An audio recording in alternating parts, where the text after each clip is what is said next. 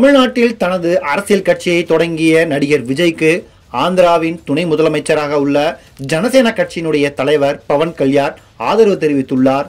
தனது கட்சியில் அவர் தமிழக வெற்றி கழகத்தின் துண்டை தனது தோளில் அணிந்து கொண்டு தனது கட்சி கொடியை மேடையில் தாங்கியபடி நிற்கிறார் என்கிற செய்தி தற்போது சமூக வலைதளங்களில் வைரலாக பகிரப்பட்டு வருகிறது.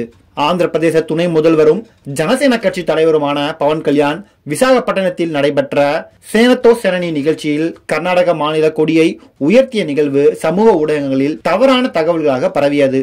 பலரும் பவன் கல்யாண் தளபதி விஜயின் டிவிகே கட்சி கொடியை தூக்கியதாக தவறான தகவல்களை பரப்பி வருகின்றனர்.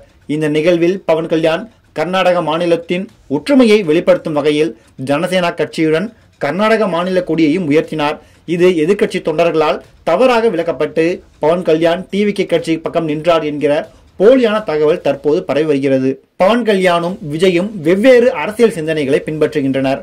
மதுரையில் சமீபத்தில் நடைபெற்ற டிவிகே மாநாட்டில் விஜய் பாஜக கட்சி டிவிகேவின் சிந்தனை எதிரி என கூறினார். இதனால் பாஜக தலைமையிலான இந்திய கூட்டணியில் உள்ள பவன் கல்யாண் எதிர்க்கட்சி கொடியை தூக்குவார் என்பது நகைச்சுவையாகும். மேலும் அந்த நிகழ்வில் பவன் கல்யாண் ஜனசேனா கட்சி விரைவில் தேசிய கட்சியாக மாறும் என்றும் கூறினார். இந்நிலையில் தமிழ்நாடு மற்றும் ஆந்திராவில் சமூக வலைதளங்களில் ஆந்திர துணை முதலமைச்சர் பவன் கல்யாண் நடிகர் விஜயின் தமிழக வெற்றி கழகத்தின் கொடியை தனது தோளில் ஏந்தி கொண்டு நடிகர் விஜய்க்கு ஆதரவு தெரிவித்தார் என்கிற செய்தி தற்போது போலியாக சமூக வலைதளங்களில் பரப்பப்பட்டு வருகிறது.